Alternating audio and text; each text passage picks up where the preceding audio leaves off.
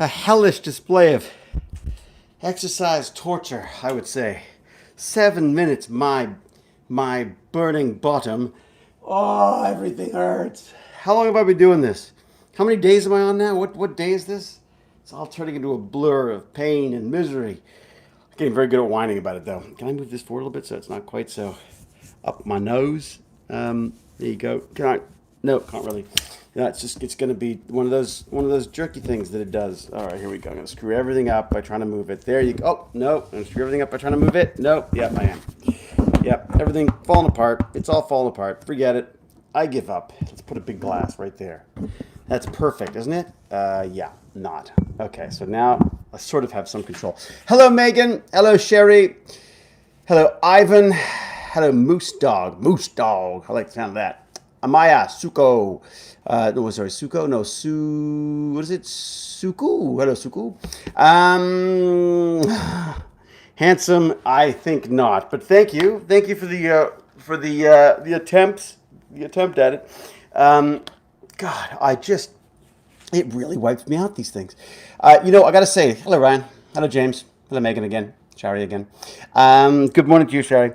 It made it a little easier today because Bratlet joined me for the middle 7 minutes. I do 7 minutes warm up, 7 minutes exercise, and then 7 minutes stretch. I used to do a cool down, but honestly, I don't have the energy. So the stretch, at least I feel like I'm getting to sort of like re-tear some of the things that I've already torn and trying to do the exercise. I don't like exercise. I really don't. I mean, that's the whole point of these things. I hate exercise, but I feel like I need to do it because I've got to that age and that weight where I start worrying about health stuff. I'd like to be around for the kid for a bit. You know what I mean? I like to enjoy, as I said in the old Burn and Learn days, I like to enjoy the twilight years with my brilliant, beautiful wife Jane, and to be around to raise and enjoy my fabulous Bratlet. Stretch to warm up, cool down is imperative. Yeah. So I think, was it Mary Lou? Was it you who told me to do this and I hated you for it?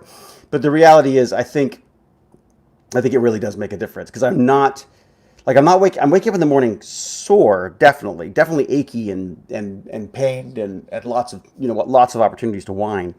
But I also don't have that I don't have the truly impossible to move type feeling that I was having.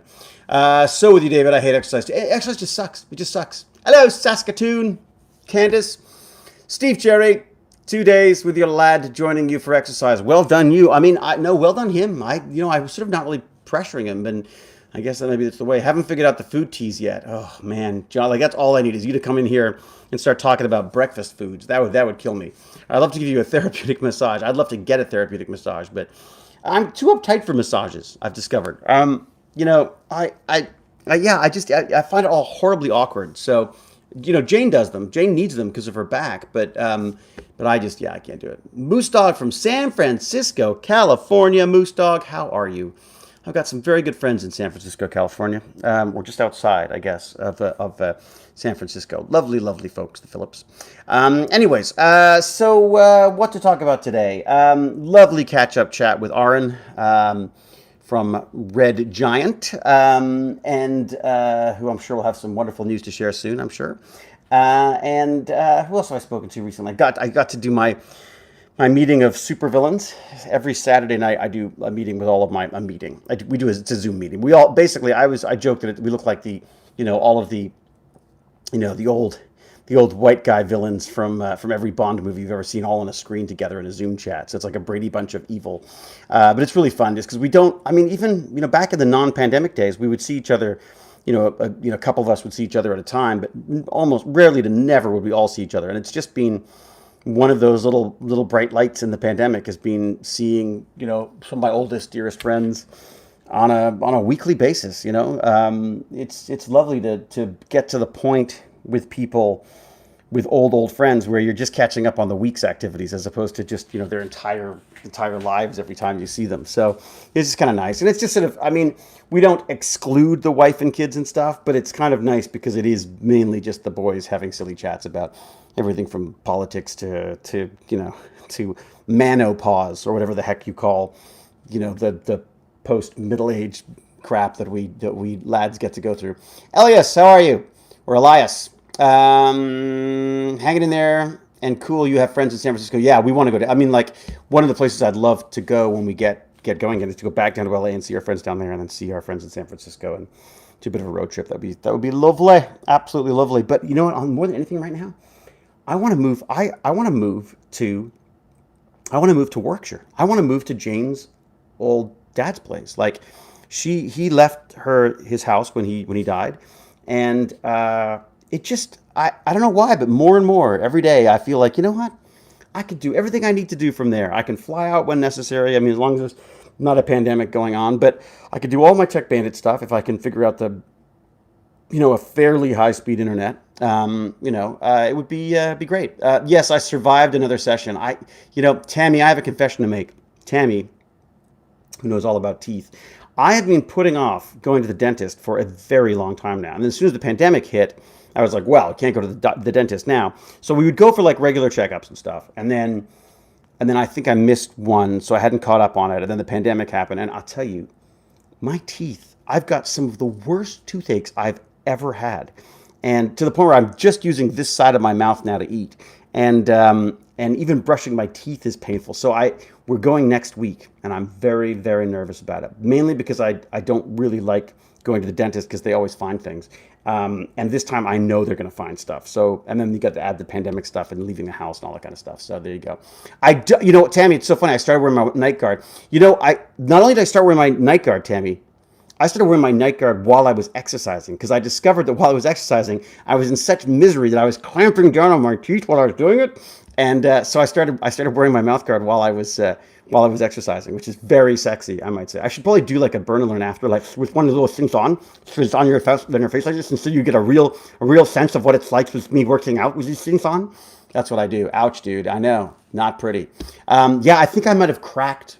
I feel like I've cracked a couple of molars or something, because on that side. So, yeah, I'm traumatizing my teeth and my audience as we speak, because who doesn't want to talk about dental pain, huh?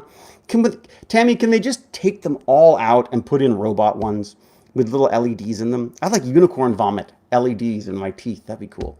All right, now she's crying. Okay, so Tammy, by the way, Pac Mom, fantastic, wonderful Tech Bandit supporter, and someone who I had the pleasure of doing an interview with about her job and ask her all those questions about stuff. And I've got a whole bunch of those things that I have to edit and do. In fact, one of the things I'm going to start looking for, and don't volunteer. Before I say anything, I don't want to volunteer. I'm going to start looking for someone to do editing for me. I thought maybe I would get like a kid who was interested in getting into editing and get them started or something, but I don't want to volunteer because I don't want to feel guilty. I want it to be like, it needs to be like a job, and I need to find someone who I think in a way maybe is a little separate from me and what I do, and who can sort of cast a sort of a discerning eye over stuff and is quick and can edit stuff together and start helping me with that, because I've got so much stuff that really needs to be sort of plowed through and figured out. So, hello, Ivan and John, says Tammy. Very good. And Patrick, a very Irish name, saying hello from Ireland. My father, of course, born in Ireland, and his name is Patrick. So there you go. In fact, little fact, the Dog's Breakfast, my character, his name is Patrick, is because of my father. Because really, the whole reason behind Dog's Breakfast, or one of the big reasons behind Dog's Breakfast, other than me just wanting to try out what it's like to do some writing and directing, was to make my dad laugh. Because my dad has the weirdest sense of humor, and so he has this like weird, like he's such a like a well educated, sort of classy guy, and yet his sense of humor is all like the Airplane movies. Like his favorite movies are these terrible comedies, which I love. I mean, because they're just freaking silly, hilarious. But Fawlty Towers, all that stuff. We were raised on that sort of really very broad British comedy stuff. So yes, Candace, you've got to see A Dog's Breakfast. I don't know where it is actually right now. Whether MGM has it or who, I don't know who has it now. We got a check recently for it again. We got to send out more money to everyone who made the movie, which is kind of fun. It's the only movie I've ever made that I've seen so many, like, that not only did people recoup their deferral. So what you do is you do the work for a small amount of money or no money, in the hopes that if the movie makes some money, then you get some of that money back. And everyone usually goes like, okay, fine. So I'm deferring $1 million or whatever. They make up these big numbers because they know they're never going to get it, and they want to get as much as they can, if any comes in. I have, for 30 something years, I've been on films and done that, and have never ever seen a penny. In fact, they've often cost me money to do because I've had to get myself out there or whatever. Just because, they're labors of love. You do them because you want to do them. This one has not only paid everyone, it's paid the investors, it's paid the investors' investment money, like it's paid interest. It's like, I don't even know what its total revenues are now, but I'm just so happy that around every other Christmas or so, it'll probably peter off now, I would imagine, because it's been so long, but every other Christmas or so, like a check will come in that we get to divide up and send off to people around the world. And it's just like who worked on the film. And it's fantastic. So there you go. We should probably make more of them. In fact, one of our investors, who was our DOP, that fantastic guy, was saying that he's like, we gotta make more of them. We gotta make more of these movies. What's going on? Why are we making like a dozen a month? So anyways, I just watched Cube last night. Yeah, that was a great movie, wasn't it? That was, boy, that was also a labor of love. That was one of those movies that I never got any, I never got any residuals on. That's right. Wait a second. Good point. No, that was our friend Vincenzo. It was his first feature film, and Andrew and myself. It was Andrew, myself, Andre, Bill Phillips, a bunch of people. We all just basically just wanted to help get that movie made, and we're so happy that it did so well.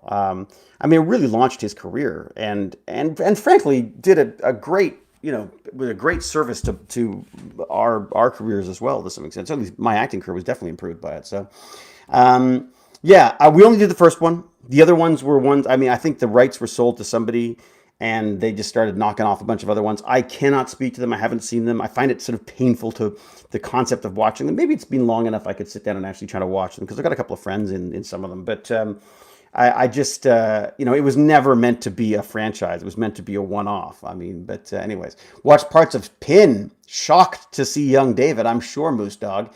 Pin was the first feature film, the first real feature film I'd done. And boy, what a great, amazing experience that was. Director Sandor Stern, Terry O'Quinn played my father. Oh, wonderful guy. Wonderful guy. Long before the days of Lost was Terry O'Quinn. Just great, fantastic guy. John Brewer, sometimes I act. Not much, but when I have to. There was really funny, I don't know if I've shared this or not, but an old friend of mine worked on Nightmare Alley, and she was one of the ADs on Nightmare Alley, which is Guillermo's latest movie, which I was very lucky to be asked to be in, and I did. And so she was saying that they were discussing availability for some of my days, and someone had said, "Oh, we gotta figure out this Hewlett schedule, because he's got other stuff to do." And she said, like, David Hewlett? This is like old friend of mine. David Hewlett? You're having problems scheduling David Hewlett? And then everyone stopped and laughed and was like, what are you saying? Like, you surprised that he's working? And she's like, yeah, he hates acting. I just thought it was so funny, because it's true. I freaking hate it. I do anything I can to get out of acting. But, I still, oh God, which reminds me, I was supposed to do an audition this weekend. Oh, well, I guess I won't be doing that. Yeah. Man, I suck at this. I just suck at this. Like I've always said, I love acting. I just freaking hate being an actor. It's such a... Anyways, and auditioning is just such a soul-destroying process, because you do I'm not good. I can't not learn lines. I have to learn the lines. And so that takes me forever. And then we recorded, and I recorded a number of times, and I always end up getting grumpy and snappy with Jane or Baz or whoever the poor unfortunate soul is off camera, because I'm usually playing a grumpy, unpleasant soul anyways. And then you send, then you edit it to pick the ones you want, and you send it off, and then generally you hear nothing. For the most part, you hear nothing, and it's very, very hard to sort of get behind these sometimes. So I'll have to look at this one again and find out why I said that I would audition for it, because I'm sure there was a reason. I must have liked something about it. Or maybe I was just a weak moment. Good afternoon, David and sci-fi geekers, says Pamela. I'm saying fellow sci-fi, science and science fiction geeks. Yes, indeed. You did pretty damn good in Stargate. Thank you very much, Ariel. The reality is Stargate was so much fun. That was a fun role to have. The Devils made me audition for it, even though I'd already played the part, right? So I'd done McKay. They still made me audition for Atlantis. I think because they'd originally conceived of it as being a different character. Like I would come in and play a different character. But I rather naughtily, had decided in my head that there was no point in trying to do anything other than McKay, given McKay. So I just, despite all of the notes from our poor casting agent, who kept saying like, "Well, I think that's being a bit." It's being a bit sarcastic, isn't it? It's being a bit unpleasant. I mean, I don't think he's quite that. I'm like, oh, yeah, okay, no, I'll change that. And then I would just keep doing it the same way. So I think eventually they got frustrated and just sent the tape off anyway. Yeah, it's sometimes you just, I guess, have to go with your instincts, and that seemed to work out. So can you tell us about the writer bandits? Yes, I can, Tammy Paquin. So writer bandits. So I'm calling it writing bandits, and it's just an experiment, really. I have got a lot of people have asked me about writing, and a lot of people talk about writing in our stream, sort of in passing and stuff. And it's definitely something that a lot of sort of fellow geeks like to do. I sort of love it and hate it. I gotta say, I'm loving writing little things for Tech Bandits. I really enjoy that right now. I find my creative writing is sort of fits and starts. I would never call myself a writer by any means, because I just don't feel like I've dedicated enough time or effort and technique and expertise to this stuff. So I have written a few things. I've been paid to write. So, I mean, I suppose that makes me a writer to some extent, but I don't consider myself a writer. I consider myself first and foremost an actor, who does some writing and does some directing, basically. But honestly, more and more, I'm finding myself in the Tech Bandits world. But the writing bandits, I just wanted to I sort of wanted to open it up, talk about writing a bit, the process of writing, and see what some other writers and other people have to say about it, and maybe share some of my own thoughts on it, and share some of the comments and questions that come up as we talk about it. So first up, on Tuesday, noon Eastern Standard Time, I'll be doing this on the Twitch channel, so Tech Banditry on Twitch. I'll send a tweet out or whatever to remind people. But noon, I'm going to sit down with a guy by the name of James Key, who used to be an actor. I mean, he still does some voice acting, but he's absolutely full on in the writing now. And he has written everything from TV series to feature films to, short run series to now this sort of entrepreneurial approach to self-publishing. He's written giant animation films. He is an incredibly, incredibly talented guy. He also does a whole bunch of his own artwork. Just an amazing all-around guy. And I just thought he would be a great way to start, because to me, James, who goes as Crow Scratch for his books, because they're these like fun kids, sort of Ray Bradbury style short stories not for kids. I mean, they are for kids. They're for parents and kids, and just fun, sometimes silly, sometimes scary, but not too scary. Slightly sort of wicked kind of stories and stuff. But I just think he's incredibly talented. I just think he sort of, to me, sums up what I think of when I think of a true writer. He is someone who writes because it's like he can't stop, if that makes sense. Like he just has to write. And he sort of very wisely realized, and we'll talk about this on Tuesday, but he sort of very wisely realized at a point that being a film writer, you're writing, it's like, I'm trying to think what the equivalent would be. Writing for film and television, you're writing plot. It's basically, television is like plot. It's like twist upon twist upon twist, trying to make it work within a specific period of time. It's very sort of rigid in a lot of its structure. I mean, some of the new shows have sort of released writers and directors and stuff from those constraints. But as a business, you end up doing a lot of writing, making a lot of changes that you wouldn't make, but that are made by networks or producers and stuff. Many of whom just don't have the same kind of writerly abilities, obviously, because they've hired you. And so he started taking all of these ideas. He'd pitch ideas, and then they would get caught up in development or whatever. And then what do you do with them? Like, they're just stuck there doing nothing. So he started turning them into short stories. And then coming up with a bunch of other short stories as well. And he's now at like volume 5 of these Tales from the Haunted Library. And I highly recommend you pick them up. Go to Amazon. They're money well spent. It's a great study in storytelling and craft.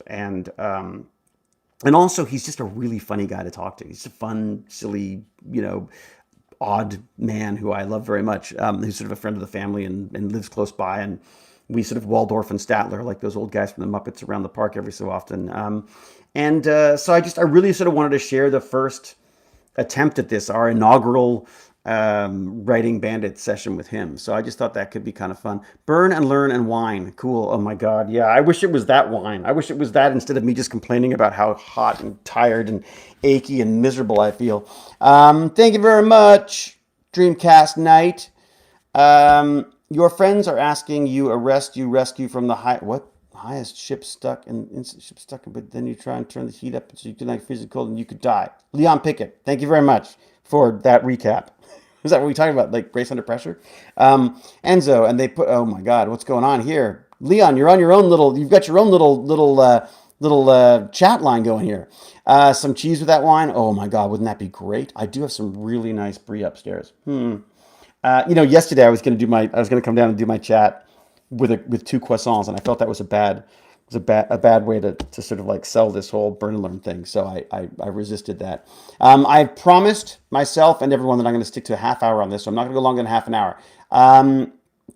Okay, so what other exciting things? So Tuesday I do that. Monday, I may try to do a Tech Bandits on Monday. I'm trying to do a newsletter.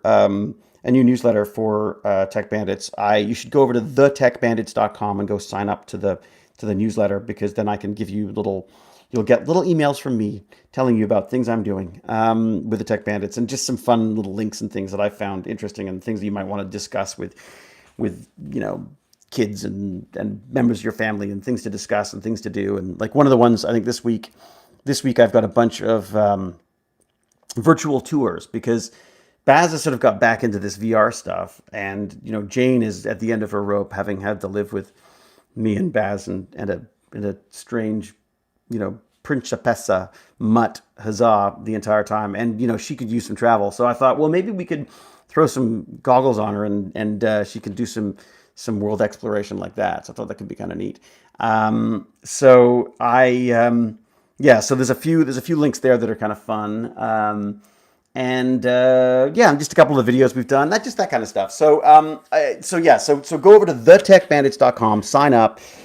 There should be a fair amount of information there. I really have to organize that site too, because I've got a lot of information now. And I'm also going to post that kind of fun little essay that my sister wrote about one of our sessions, and sort of through the eyes of an educator, which is really interesting. Just learned about the movie Debug. Amazon Prime has it, but unavailable in my location. Anyone know where I could watch this movie for free? That's a good question. I don't know. Some of the streaming channels have had it. I have to confess, that is not a movie that I am happy or proud of by any means. It was a painful process to make that film. It's basically put me off the film industry. Like I don't know that if I don't direct again, it'll be because of Debug, and I'll be happy. I definitely found there were so much waste and stupidity and ego and silliness that all came to play, and along with this government-fed system that we have here, where we've got people making decisions that know absolutely nothing about the film industry, nor do they care. I mean, it was so frustrating. It lost me friends. It was a miserable process, and I think the film, frankly, certainly doesn't stand up to my scrutiny. Although some people have liked it. So and Jane always says, like, don't you hate it because you hated the process. That doesn't mean other people hate it. So but it was a miserable experience for me. I absolutely hated it. I watched something that I loved and enjoyed doing. I didn't even watch it. I partook in the process of destroying what I thought was a really fun, interesting idea. I had a whole idea of doing like a trilogy of these sentient spaceship films, and I think it really hit home for me when the production company we were working with, the guy who basically owned the film, had stopped referring to the film as, like I had originally referred to it as 2001 from the computer's perspective. From Hal's perspective, basically, he started referring to it as Final Destination in Space, and that's when I went, oh God, this is it. I mean, what have I? And I And I was party to these changes all along the way. It was like death by 1,000 little cuts, by a million little concessions and attempts at placating, and oh god, it was awful. Anyways, so yeah, I mean, we should do like a movie Bandits and I'll tell you how not to make a movie. It was amazing because I'd made horrendous science fiction films in Bulgaria, so I thought I was ready. I thought I could handle anything. I'd been at the top of Mount Vitosha in a snowstorm, with an angry crew because I took their alcohol away because I was worried they were going to stagger off and die in the cold. I really thought that I could handle anything, and then I came back to my hometown to make movies in a town that I knew and thought that I understood, in an industry that I thought I had a handle on, and God, it was just a crash and a burn, miserable. Anyways, David, I am designing a board game at the moment. Ooh. Do you have a favorite number? I would love to create a card in your honor. My friends and I are huge McKay fans. Favorite numbers? Wow. Well, 68's a good one because that would be the year I was born. Hey, Baz, could you get that? You are the best. Baz? All right, I may have to go answer the door. Hang on, I'll be right back. All right, let's get that door.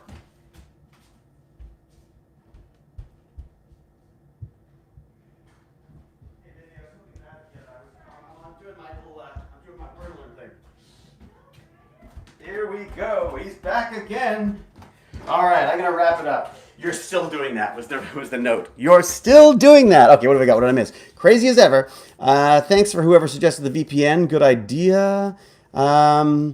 Is that a wolf? Yes, the VPN's a great idea. I use something called Surfshark. That's pretty good. It allows me to get HBO Max here in Canada. I feel like I'm a Canadian. I'm an American citizen, for God's sake.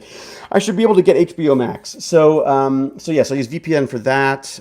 You can do some Netflix stuff. We've been doing some Netflix in Japan for the animation stuff. But that's like sometimes can be really slow. I've also heard that, guys, at NordVPN, Barnacules. Someone who watches Barnacules will know, but Barnacules had suggested one as well.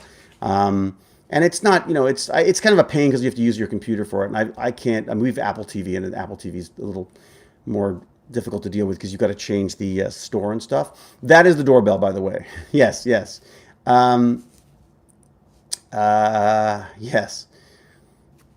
Yeah, I mean, this is the funny thing. So, I mean, you go into making sorry. So just to answer your question about favorite numbers, I'd go with 68. It's a good number. Or 42, I guess. But 42 is kind of taken, so I'll go with 68. NordVPN. So NordVPN is the one that Barnacules likes, and he's a lot more technically savvy on this stuff than I am. But I had read really good reviews about Surfshark, and I find it very easy, so I've been using that. I've not tried Microsoft Flight Sim. I would love to do that. I think that would be a recipe for motion sickness disaster, though, wouldn't it?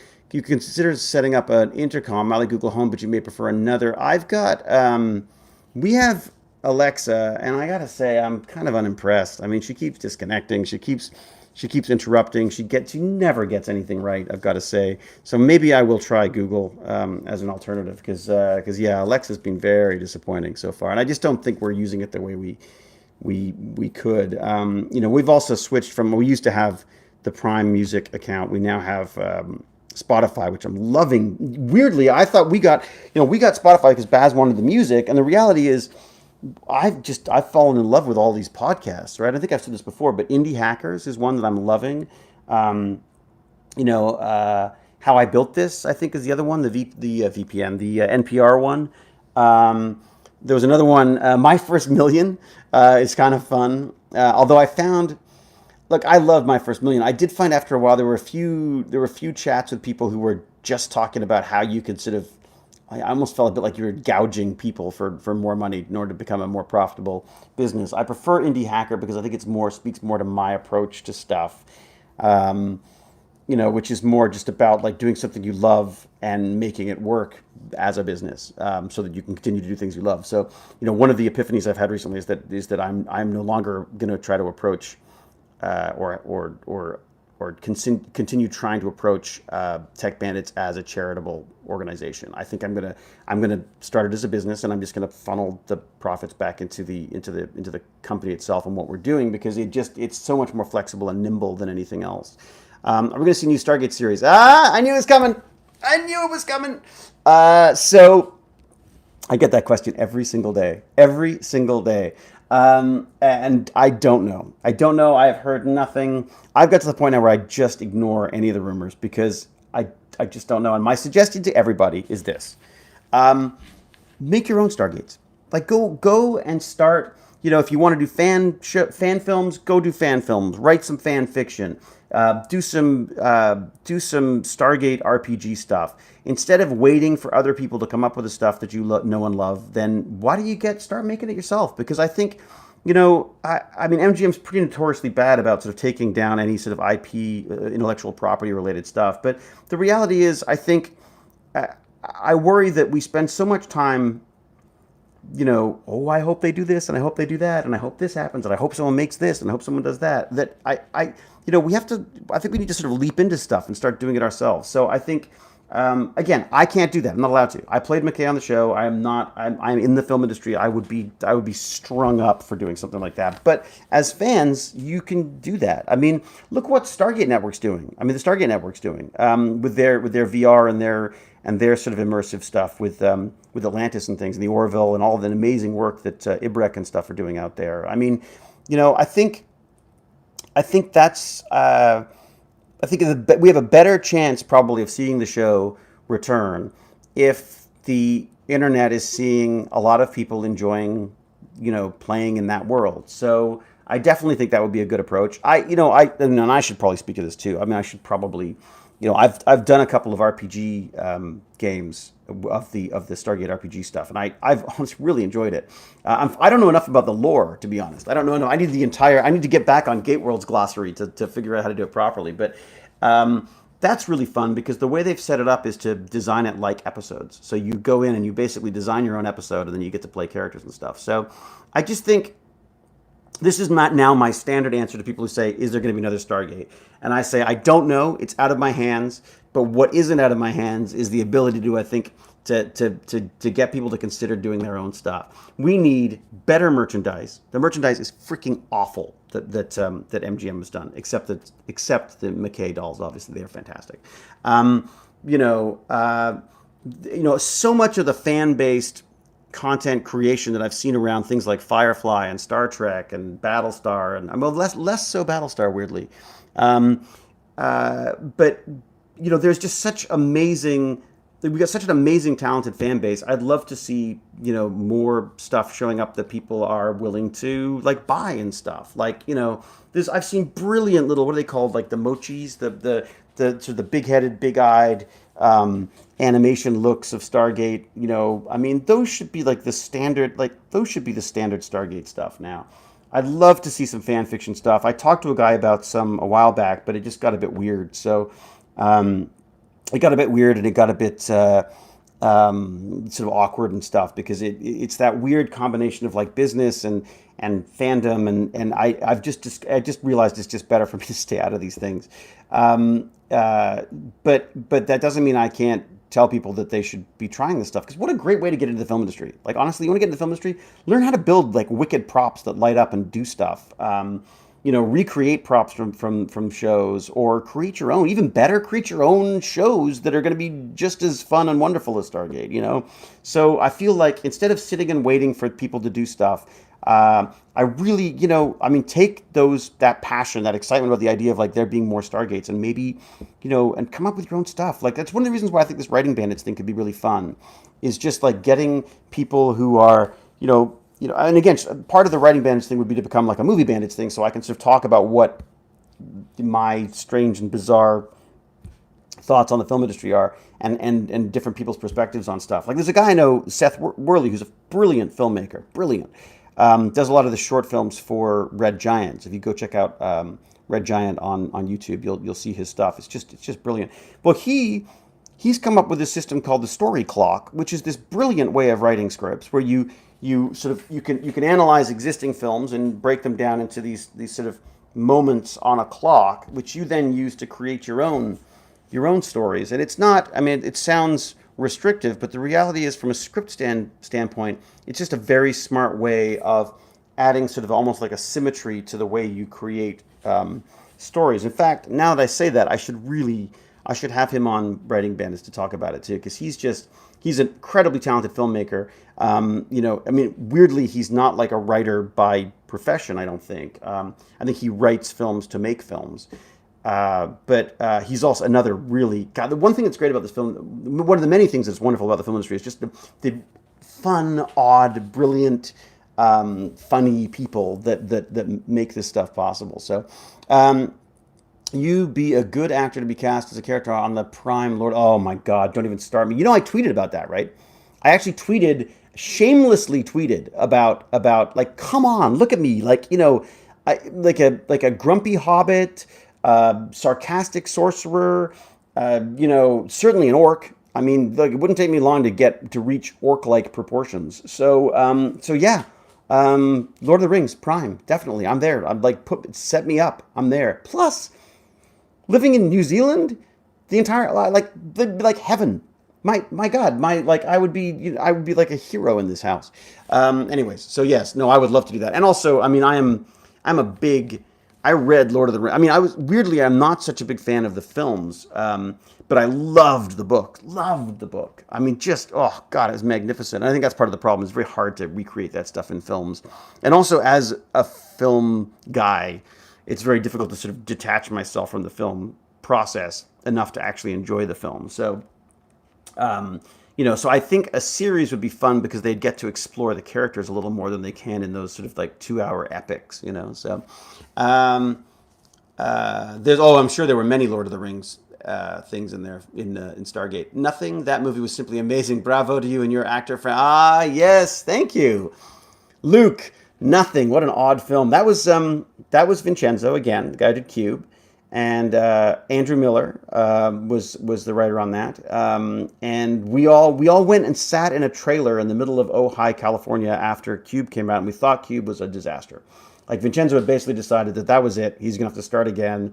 We got to make another tiny, tiny movie that we can get made ourselves, under $1 million and all, bootstrapped ourselves.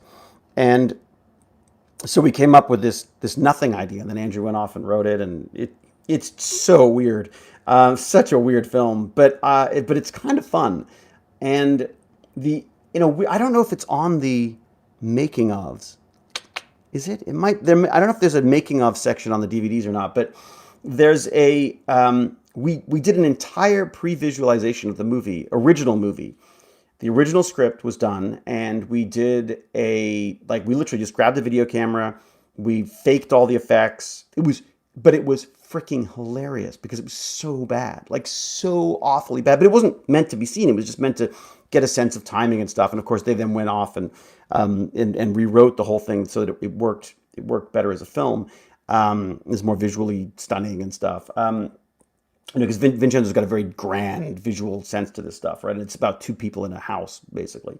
But yeah, Andrew Miller is actually I should get Andrew Miller on Writing Bandits as well, because Andrew is truly, I mean, nobody understands the film industry better than Andrew Miller. I defy anybody. I mean, he has worked with everybody and sort of jokes about the fact that, he gets paid to not make things so much because he just, he gets paid to develop stuff all the time. And, the industry doesn't get to make like a tiny portion of this stuff sometimes. Anyways, he actually showrun a show called The Secret Circle for a while as well. And he was responsible for the new Tremors series, which actually never surfaced, which is really frustrating. They, for some reason, they decided it wasn't going to work. I was like, what? Tremors, the series? You don't think that would work? I mean, come on, giant freaking sandworms? How great would that be? Anyways, so I should have him on as well. There's a lot of people. So look, again, I think so. Join us on Tuesday. Come with questions and an open mind and suggestions, because it's going to be our first go. It's going to be rough. I know that. I will warn James that about the random, silly, odd way that I approach this stuff. But I just feel like there's some really good stuff that people could learn from James, if only Honestly, even just to be entertained by his stories for an hour or two would just be, I think you'll find incredibly, I don't know, sort of inspiring and satisfying. So I'll throw that at you as well. So I will look. I better move. I've gone way over my allotted time. So thank you all. I shall say, be safe, be kind, be brilliant, and cheerio, and huzzah! I'll see you all maybe Monday night, maybe Monday evening for Tech Bandits, perhaps, but certainly Tuesday noon. I'll see you there. And thank you to everyone who watched Tech Talk this weekend, by the way, with Barnacles and Ox. That was just so much fun. I freaking love working with those guys. It's just like, it's great. It's not work. Really, it's really not work. It's just fun. All right, cheerio. Bye. Later.